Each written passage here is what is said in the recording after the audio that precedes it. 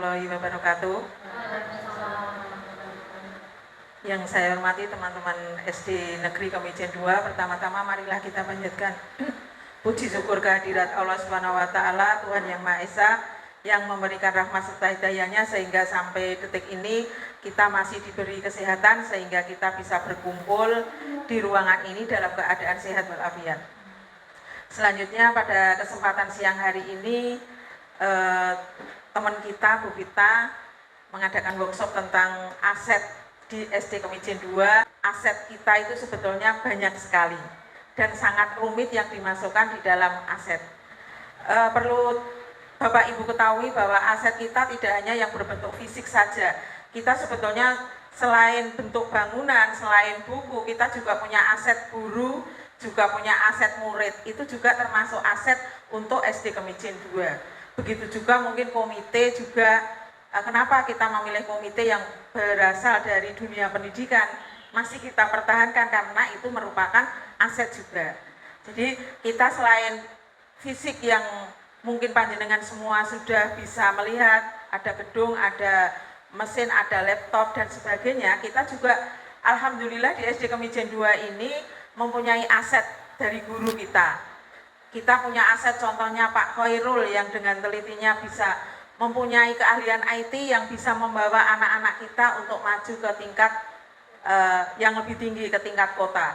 Begitu juga mungkin Bu Ani yang sudah melanglang buana dalam bidang pramuka, sudah lulus KML, tentunya aset ini harus kita manfaatkan. Bisa berguna untuk SD Kemijen 2, terutama kemajuan-kemajuan anak didik kita. Bu Dewi juga yang sudah bisa menjadi narasumber tingkat kota, itu juga termasuk aset. Teman-teman, aset-aset kita marilah kita bersama-sama kita jaga. Mungkin itu teman-teman yang bisa saya sampaikan, kurang lebihnya mohon maaf. Wabillahi taufik wal hidayah. Wassalamualaikum warahmatullahi wabarakatuh. Assalamualaikum warahmatullahi wabarakatuh. Selamat siang Bapak Ibu Guru SD Kemijen 02 beserta tenaga pendidikan dan juga perwakilan dari Ibu Guru TK.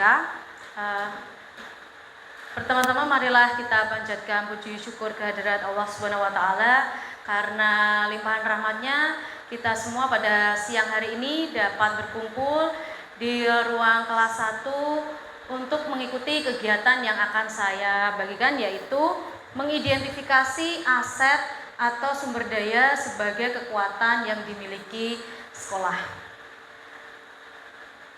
Yang pertama kita akan mengetahui tentang pengertian sekolah sebagai ekosistem. Apa itu? Sekolah adalah sebuah bentuk interaksi antara faktor biotik dan juga faktor abiotik. Ya.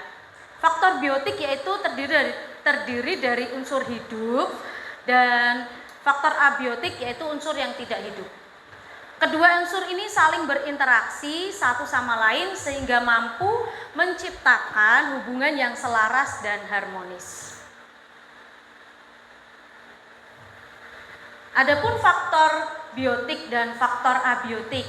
Yang pertama untuk faktor biotiknya kita pasti sudah tahu ya, yang ada di sekolah ini antara lain murid. Faktor biotik itu kan hidup pastinya. Murid, ada guru, ada pengawas, kepala sekolah, orang tua, dinas pendidikan, dan juga pemerintah serta masyarakat di sekitar sekolah. Dan faktor abiotiknya juga pasti kita tahu yaitu tentang keuangan, lalu sarana dan prasarana dan juga lingkungan alam yang ada di sekitar sekolah. Bapak Ibu, tentu kita biasanya itu melihat sesuatu dari yang kurang atau dari yang apa sih, sekolahan ini kurangnya apa sih, guru ini tidak bisa apa sih, murid ini kenapa nggak bisa pinter sih. Kita biasanya nih ya berpikirnya itu terhadap hal-hal yang kurang, masalah, terus terhadap hal-hal yang harus diperbaiki. Padahal kita juga harus berpikir tentang yang namanya kekuatan yang ada di dalam lingkungan sekolah itu, baik dari gurunya, baik lingkungannya, baik juga fisik yang ada di sekolah. Nah, fokusnya adalah pada masalah Masalahnya itu muridnya nakal, misal nih sekolah Kemijen 2 nih muridnya nakal, lingkungannya banjir, misalnya fisiknya itu juga tempat duduknya itu kurang nyaman. Nah, kita selalu lihat seperti itu. Berkutat pada masalah, selalu masalah. Jika kita berbasis pada aset atau kekuatan, fokusnya itu kita adalah membayangkan tentang masa depan, ya. Kita jangan berpikir selalu tentang keburukan, tapi juga bisa tentang apa yang baik nih. Kita lihat yang baik-baik. Nah, Bapak Ibu, apa sih modal? Modal itu juga disebut sebagai aset. Nah, kita kenal dulu nih yang ada di sekolah. Itu ada modal manusianya, ada modal sosialnya, ada modal fisiknya, ada modal finansial, modal lingkungan dan alam, modal politik, serta modal agama dan juga budaya. Kita kenalan satu-satu dulu ya. Nah, apa sih itu modal manusia? Nah, Bapak Ibu, ini modal manusia itu pemetaan aset individu merupakan kegiatan menginventaris pengetahuannya guru misal, kecerdasannya, keterampilannya yang dimiliki setiap warga dalam sebuah komunitas. Dengan melihat kecakapan seseorang yang berhubungan dengan masyarakat, contohnya kecakapan memimpin sekelompok orang, kecakapan seseorang berkomunikasi dengan berbagai kelompok, dan juga kecakapan yang berhubungan dengan kewirausahaan. Modal manusianya salah satunya kita, guru, lalu kepala sekolah, lalu apa lagi ya Bapak Ibu? Kalau manusia ini modalnya apa? Selain guru, kepala sekolah, lalu apa yang kita punya? Murid, tuh, lalu tendik, ya betul, Mas Chandra tendik, murid. Lalu apa lagi ya Bu? Bapak Ibu apa modalnya? Apa kira-kira modal manusia? Apa Bu Ani? Komite sekolah. Komite sekolah. Oke, komite sekolah, betul. Apa lagi? Ya, itu kan kita petakan nih. Oh, ternyata komite sekolah itu kan juga modal manusia dari lingkungan sekolah kita. Termasuk nih Pak Dian ya, apa nih Pak Dian nih? Iya, apa namanya? Tendik ya, tadi seperti itu. Nah, ini contohnya ya, ada guru, ada admin, ada komite, ada pedagang kantin, ada siswanya, ya jangan sampai lolos ini. Kenapa pedagang kantin itu masuk aset manusianya? Ada yang bisa bantu? Pedagang kantin ini menyediakan makanan sehingga siswa yang belum sarapan pada pagi hari ketika istirahat pertama bisa membeli jajanan makanan yang berat, terutama roti atau makanan Berisi. yang berisi, ada soto, ada bakso, Iya. dan lain-lain. Terima kasih Bu Ani. Selain dibutuhkan siswa, ternyata kantin juga dibutuhkan oleh Bapak Ibu gurunya ya. Kita kan juga perlu ini ya, supaya tidak mungkin jika kita kerepotan nih di rumah kita nggak bawa bekal, maka solusinya adalah dagang kantin. Oke, yang kedua yaitu modal sosial. Apa sih itu modal sosial? Nah, modal sosial dimaknai sebagai norma dan aturan yang mengikat warga masyarakat yang ada di dalamnya dan mengatur pola perilaku warga. Juga unsur kepercayaan dan jaringan antara unsur yang ada di dalam komunitas atau masyarakat. Bagaimana manusia, kelompok, dan organisasi dalam komunitas hidup berdampingan. Contohnya, kepemimpinan, kerjasama, saling percaya, rasa memiliki masa depan, dan beberapa contoh tipe asosiasi adalah berdasarkan keyakinan, kesamaan profesi, atau kesamaan hobi. Ini modal sosial itu apa ya? Seperti ini contohnya. Nah, adanya kita ini apa ini?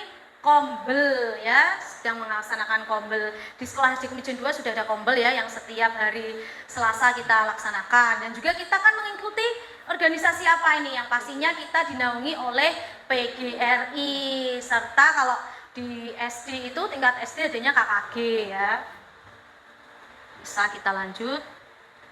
Modal politik. Loh, emang ada nih modal politik, ternyata kita punya modal politik yaitu dimaknai sebagai sebuah aktivitas demokratis dalam tataran politik, tapi merupakan kemampuan kelompok untuk mempengaruhi distribusi sumber daya di dalam unit sosial.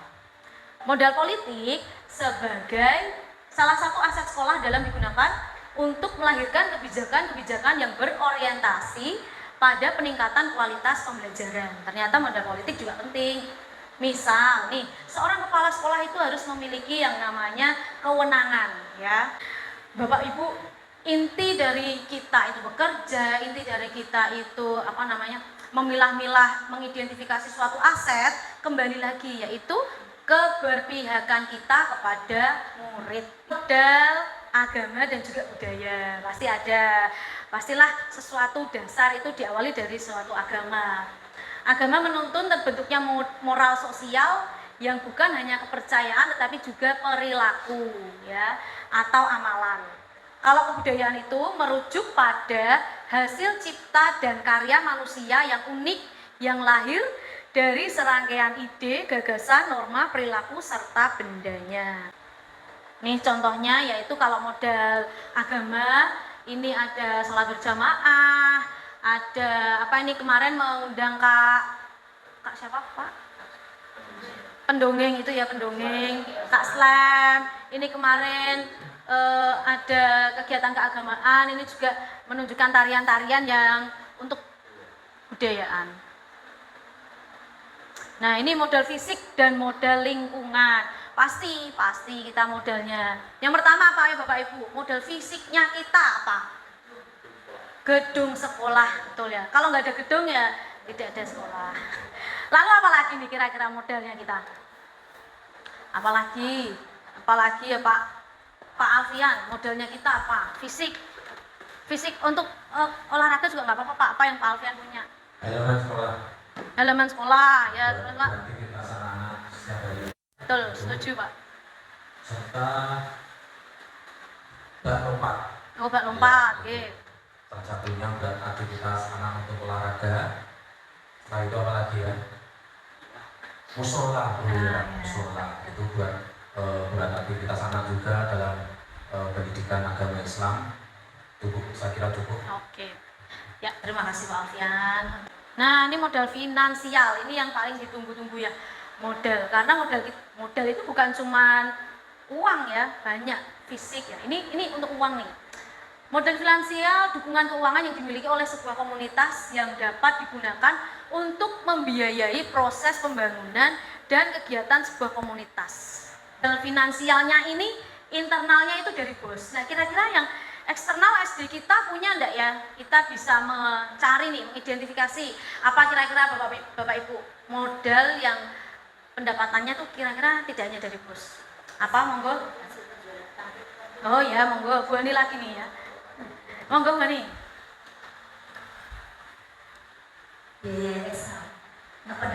Pendapatan eksternal. Dari hasil penjualan kantin sekolah.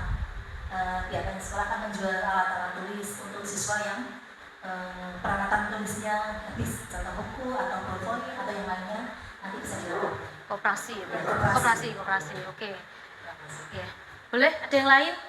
Ada yang lain apa ya? Bunia apa Bunia? Mungkin bisa dari infak. Oh, infak. Yang dimanfaatkan atau?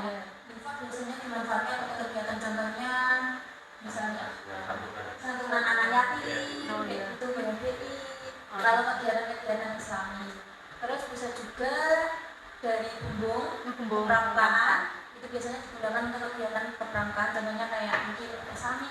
Ya, buku pramuka. Oke, terima kasih Bu Nia. Ya, setuju ya. Jadi modal finansial itu bukan hanya dari bos saja, karena bos itu memang hanya untuk kebutuhan siswa. Mungkin ada kebutuhan yang mendesak. Oh, kita ternyata bisa memanfaatkan koperasi sekolah, kita bisa memanfaatkan kantin juga. Kantin tadi juga bisa sudah dijelaskan ya, karena kantin itu juga memberikan pendapatan kepada pihak sekolah.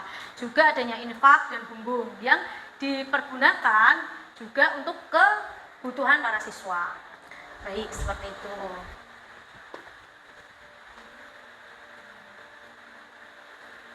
Nah, ada yang mau ditanyakan? Alhamdulillah, bagus sekali penjelasannya adalah dengan aset dengan tambahan pengetahuan yang sangat penting untuk Bapak Ibu guru semuanya. Ini ada sedikit pertanyaan karena dengan tadi modal finansial berasal dari eksternal. Ya. Mungkin untuk hibah atau pemberian dari uang murid ataupun dari pihak luar atau pihak ketiga itu juga termasuk apa itu besar modal pendapatan eksternal modal. tadi atau tidak. Oh gitu. Oke. Ya, terima kasih Pak Khairul. Iya ya, tadi kelewat ya. Kita dapat hibah ya Pak ya, dari Pertamina kita dapat ya Pak. Itu termasuk modal apa lah, itu tergantung hibah yang diberikan kepada kita mungkin Pak. Oh kemarin kita dapat nih yang namanya laptop atau proyektor. Berarti itu termasuk ke dalam hibah ke fisik Pak. Oke, fisik. Terus kita dapat hibah waktu itu bahan yang lain ya, mungkin anak langsung ke anak itu apa bentuk, pernah dapat bentuk uang ya, tas berupa apa namanya ya alat tulis untuk anak siswa langsung, itu juga bisa dimaksudkan ke dalam fisik dan juga finansial juga masuk ke dalam modal tersebut Pak Khoir. Oke. Ada lagi yang mau ditanyakan Bapak Ibu? Wah Pak Dian, monggo.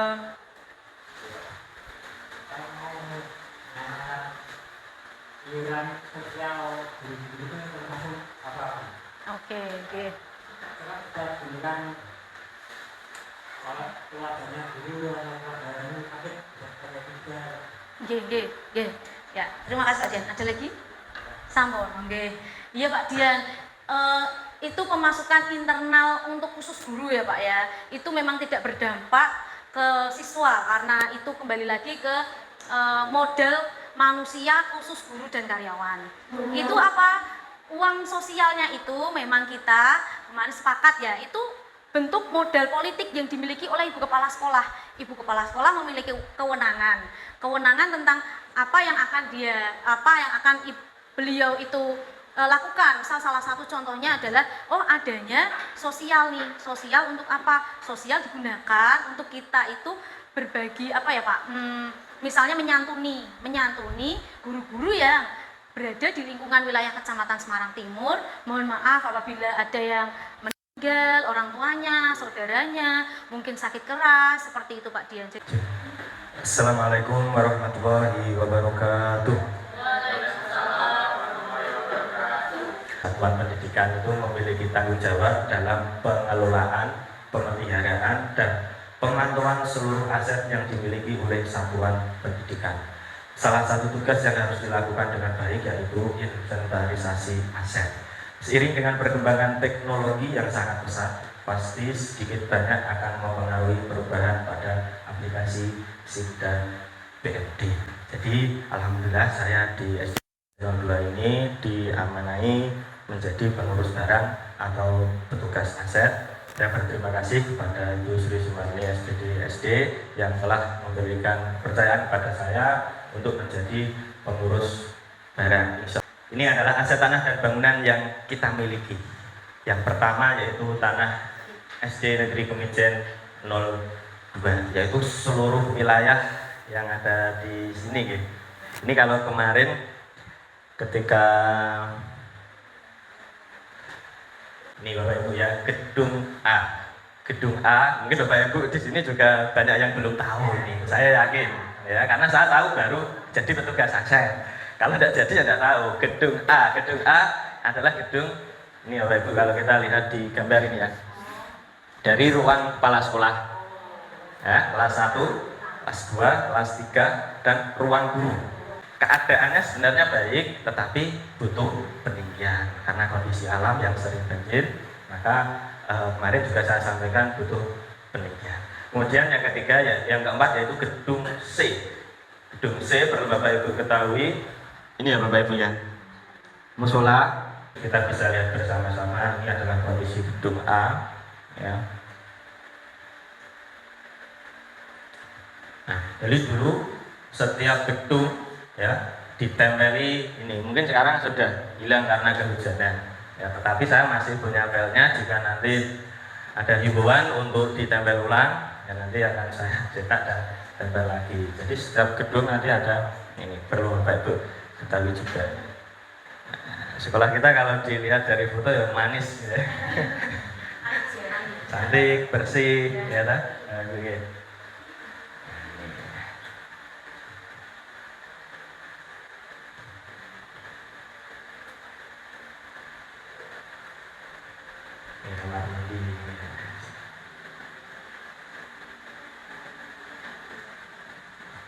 maksudnya moto papenge Bu Yayu, orang moto iwake. Karena kebetulan kertasnya bingung mau ditempel di papeng ya kudanan. Nah, ternyata ditempel di sebelahnya Pak cari apa yang dekat. Nah ini ada kolam bagus, ada ikannya, tempeli aja. Ini dulu sama Pak Budi, ini alhamdulillah masih dibantu dulu. Nah, itu Bapak Ibu untuk yang pertama kaitannya dengan aset tanah dan bangunan. Kemudian yang kedua akan saya lanjutkan aset peralatan dan mesin. Atau kalau bahasanya orang aset KIP. Ya, ini aset peralatan dan mesin merupakan salah satu jenis aset tetap yang digunakan dalam proses produksi atau operasi suatu perusahaan atau sekolah. Aset ini memiliki karakteristik fisik yang nyata dan digunakan dalam jangka waktu yang relatif lama. Apa saja ini aset peralatan dan mesin yang dimiliki oleh SD Negeri Kemujan Madura. Nah, Bapak Ibu, ini juga sekaligus ya, biar tahu juga kondisi atau keadaan. Yang pertama yaitu laptop. Ya. Untuk laptop kita alhamdulillah sampai sejauh ini memiliki 15 ya. Ini untuk yang pertama itu yang HP ya, yang hitam, itu kondisi yang sudah rusak, tidak bisa digunakan, tetapi juga memang mesin dan speknya udah lama, jika dibenarkan juga mungkin juga kurang maksimal. Tapi barangnya masih ada, itu di ruang kepala sekolah. Kita kemarin dipakai sama Bunia. Ini Canon MP287. Kemudian ada Infocus 1, 2, 3, 4, 5, 6. Ini Bapak Ibu perlu diketahui bantuan dari Disdik gandengannya dengan Dell, laptop Dell yang 6, dapat laptop 6, dapat LCD 6 ya, sama CD-ROM 6. Ya. Kondisinya masih baik semuanya ya, jarang digunakan ya, sesekali aja digunakan. Kipas angin ini Bapak Ibu yang kita miliki. Ya. Jadi ini Bapak Ibu gambaran kaitannya dengan peralatan mesin yang ada di SD Negeri Kemujan Madura. Ini masih banyak sebenarnya ya. Jadi tidak bisa saya sampaikan karena waktunya mungkin nanti. Aset tetap lainnya ini juga tidak kalah penting. Ya, jadi aset tetap lainnya merupakan kategori dalam akuntansi yang mencakup segala jenis aset tetap yang tidak dapat diklasifikasikan ke dalam kelompok aset tetap yang lebih spesifik seperti tanah, bangunan, peralatan mesin atau jalan irigasi dan jaringan. Gampangnya sing ora mlebu ning tanah bangunan sama peralatan mesin. Yaitu aset tetap lainnya atau KIP E, contohnya adalah tugu. Terima kasih Bapak Ibu semuanya. Demikian yang dapat saya sampaikan. Kurang lebihnya mohon maaf. Assalamualaikum warahmatullahi wabarakatuh.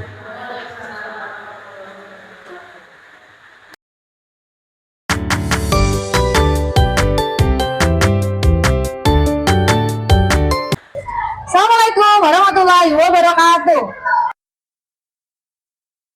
Selamat pagi Bapak Ibu pedagang kantin. Maaf mengganggu waktunya sebentar. Hari ini saya akan menjelaskan mengenai aset manusia dan juga aset finansial untuk kantin sekolah kita yang ada di SD Negeri Kemujan 02. Apa itu aset? Baik, aset adalah segala sesuatu yang memiliki nilai ekonomi dan dimiliki oleh seseorang atau suatu organisasi. Aset ini bisa berupa benda yang berwujud ataupun tidak nyata, ataupun tidak berwujud ya Bapak Ibu. Sederhananya, aset adalah segala sesuatu yang dapat menghasilkan manfaat ekonomi di masa depan. Apa itu aset sekolah? Perlu kita ketahui, aset sekolah adalah segala sesuatu yang memiliki nilai ekonomis dan dimiliki oleh sekolah. Ini biasanya berupa benda-benda fisik seperti misalnya gedung, bangku, meja, ruang, seperti itu yang digunakan untuk proses pembelajaran. Nah, aset juga sering disebut modal ya Bapak Ibu. Di sekolah ini ada modal manusianya, ada modal fisik, ada modal lingkungan, ada modal agama, modal politik, modal finansial maupun modal sosial. Pedagang kantin, Bapak Ibu semua ini termasuk dalam aset manusia dan aset finansial. Mengapa disebut seperti itu? Kantin adalah suatu tempat yang umumnya terdapat di sekolah, perkantoran, pabrik, atau tempat-tempat umum lainnya. Fungsi utama kantin adalah menyediakan makanan dan minuman. Pedagang kantin dalam konteks ini dianggap sebagai salah satu sumber daya manusia yang sangat penting bagi sekolah. Perannya apa? Bapak Ibu semua ini menyediakan, yaitu menyediakan makanan dan minuman bagi para siswa dan juga bagi kami guru atau warga sekolah. Nih, mengapa sih pedagang kantin sekolah disebut modal manusia? Yang pertama ada kontribusi terhadap lingkungan, ya. Pedagang kantin menciptakan lingkungan belajar yang kondusif dengan menyediakan makanan dan minuman yang bergizi. Yang kedua, pelayanan kepada siswa secara langsung sehingga siswa itu membuat nyaman. Yang ketiga yaitu kontribusi terhadap perekonomian sekolah. Ya. Jadi, jika kantin dikelola dengan baik, maka akan menjadi sumber pendapatan juga untuk sekolah karena ada retribusi kantin seperti itu kan. Dan juga pengembangan keterampilan pendidikan. Pedagang nih, misalnya anak juga bisa latihan dagang. Dari siapa? Dari melihat Bapak Ibu pedagang kantin. Bagaimana pendapat Bapak Ibu mengenai kantin yang bermanfaat? Monggo silakan yang mau memberikan pendapatnya. Assalamualaikum warahmatullahi wabarakatuh. Waalaikumsalam. Kantin sekolah itu sangat penting untuk kegiatan anak-anak sehari-hari ya. Apalagi untuk menu makanan yang bergizi serta memberi dukungan penuh untuk kelancaran yang di sekolah, kelancaran kantin di sekolah. Dan untuk manfaatnya itu di dalam kantin juga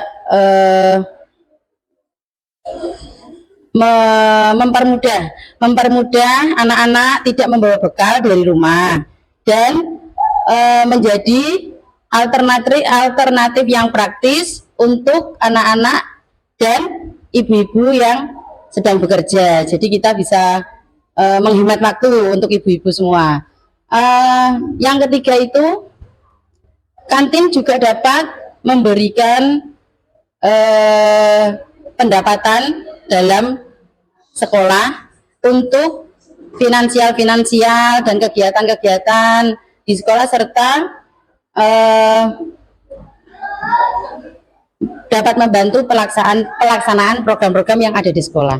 Terima kasih. Terima kasih. Oke, terima kasih ya Mama. Jawabannya saya setuju. Baik, terima kasih Bapak Ibu. Kita bertemu lagi untuk membahas aset manusia, peran orang tua. Pastilah penting ya Bapak Ibu ya. Bapak Ibu menyekolahkan anak itu di sekolah itu untuk apa? Untuk anaknya menjadi anak yang pandai, anaknya menjadi anak yang terampil, mandiri, kreatif. Tapi pastinya sekolah itu juga butuh yang namanya peran Bapak Ibu semua nih ya. Untuk keberhasilan atau keberlangsungan program sekolah maupun pendidikan anak seperti itu. Peran orang tua dalam pendidikan yaitu berperan sebagai pendidik ya. Orang tua itu sebagai pendidik anaknya, membimbing dan teladan bagi anak-anak mereka. Jika orang tua itu memberi teladan yang buruk, maka apa yang terjadi ya? Anak-anaknya pasti akan mencontoh hal-hal tersebut. Orang tua juga merupakan pengetahuan awal anak. Saat anak itu baru lahir kan pasti yang mengajarkan adalah orang tuanya, apalagi seorang ibu ya. Kita lanjutkan. Mengapa orang tua disebut modal manusia? Nah, karena apa nih? Yang pertama, orang tua itu membentuk karakter anak. Orang tua adalah sosok pertama yang dibentuk anak. Jika orang tuanya itu, misal salah satu contoh, orang tuanya rajin beribadah, maka anaknya juga akan ikut seperti itu. Assalamualaikum warahmatullahi wabarakatuh. Pendidikan anak merupakan kerjasama antara sekolah dan keluarga. Peran serta orang tua sangatlah penting untuk membentuk karakter anak dan masa depan mereka dengan memberikan dukungan secara emosional dan intelektual dapat mencapai potensi anak secara optimis, secara maksimal. Dan juga mari kita bersama menciptakan lingkungan sekolah yang positif belajar dan juga lingkungan yang nyaman untuk anak-anak kita. Peran serta orang tua dalam program sekolah sangatlah penting karena orang tua di samping sebagai pendukung, orang tua adalah mitra yang sejajar dengan sekolah untuk pendidikan anak-anak kita. Terima kasih, Bu. Terima kasih.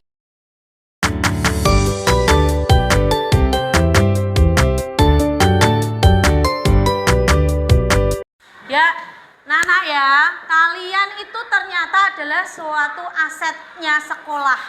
Karena kalian itu merupakan modal. Nggak ada sekolahan jika tidak ada muridnya. Kira-kira ada nggak sekolahan yang berdiri tanpa murid? Ada ya, berarti kalian itu salah satu modalnya. Dan modal itu harus dikembangkan. Makanya siswa itu sebagai modal manusia di dalam lingkup sekolah ya. Apa sih Bu? Kenapa sih ini loh potensi yang tak terbatas? Kalian itu punya sekali, banyak sekali potensinya. Ada yang suka gambar, ada yang suka main sepak bola, ada yang apa Sarul itu? Kamu apa ekstranya yang kamu ikuti? Taekwondo apa sih? Iya ya seperti itu. Talita juga punya apa? Kamu menang apa kemarin itu? Pantomim sama atletik. Nah itu apa sih? Potensinya kita tuh tidak terbatas. Seperti murid memiliki sesuatu yang unik, ya kan? Kamu tuh punya hal yang beda. Kamu unik-unik semua. Kalian adalah generasi penerus yang akan membawa perubahan dan inovasi. Oke? Kenapa disebut investasi jangka panjang? Karena kalian masih di sekolah dasar, ya. Kamu bakal nambah lagi di SMP, SMA. Kamu akan penerus bangsa. Nanti kamu bisa menggantikan ya Pak Gibran. Ada yang mau jadi wakil presiden? Oh, ada yang mau jadi presidennya? Nah, nanti bisa terpampang di sini ya. Karena kamu adalah investasinya jangka panjang. Jika karakteristikmu itu dibangun dari dasar itu bagus, nanti kedepannya juga kalian akan bagus juga ya. Nih, murid adalah aset yang paling berharga bagi suatu bangsa. Kalau suatu murid itu bobrok, nggak mau belajar, nggak mau mengerjakan tugas, nggak mau ikut ekstra, maka bangsanya jadi apa? Jadi apa kira-kira? Maju apa semakin terpuruk? Terpuruk. Kamu mau nggak kita dijajah lagi? Tidak. Maka itu kamu harus apa ini ya? Dibangun rasa karakteristikmu yang bagus gitu. Nah ini contoh-contoh dari kakak kelasmu dulu. Dia berani nih ya maju ke depan. Besok kalau kamu ada praktek harus berani tampil di depan. Ini salah satu wujud dimulainya rasa percaya diri kamu tuh di kelas. Nanti kalau kamu sudah percaya diri di kelas, di sekolahan percaya dirinya tambah, nanti di lingkungan masyarakat juga akan menjadi lebih baik. Ini mereka lagi praktek gerhana ya. Lihat ini Mas Rafansa sama Mas Fatir. Walaupun dia tidak pintar tapi dia minimal mau untuk maju ke depan dan menjelaskan. Nah itu ya. Anak-anak paham? Berarti kalian harus jadi generasi bangsa yang lebih baik. Oke? Sepakat?